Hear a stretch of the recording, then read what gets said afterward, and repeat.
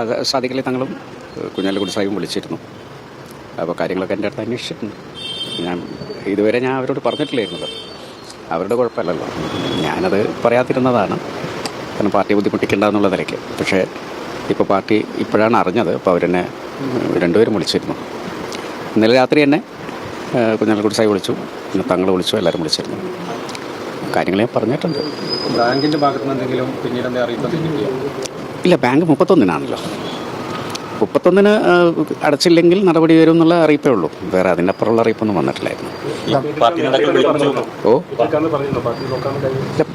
Party നിങ്ങൾ ഇനി പ്രയാസപ്പെടേണ്ടെന്ന് പറഞ്ഞു കഴിഞ്ഞാൽ ഞാൻ വിചാരിക്കുന്ന പാർട്ടി എന്തോ ആലോചിക്കുന്നുണ്ടാവുമല്ലോ. എന്തായാലും തീർച്ചയായിട്ടും അത്തരം ഘട്ടങ്ങളിൽ എനിക്ക് എപ്പോഴും തുണ എന്ന് പറയുന്ന പാർട്ടി തന്നെയല്ലേ. കാരണം ഇത്രയും കാലം എനിക്ക് MLA എന്നുള്ള നിലക്കും മന്ത്രി എന്നുള്ള നിലക്കും ഒക്കെയുള്ള സാലറി കിട്ടിയിട്ടുള്ളത് പാർട്ടിയെ കൊണ്ടല്ലേ. അപ്പോൾ എൻ്റെ പിതാവിന് ശേഷം എന്നെ സംരക്ഷിച്ച് വന്നിട്ടുള്ളത് എൻ്റെ പാർട്ടിയാണ്.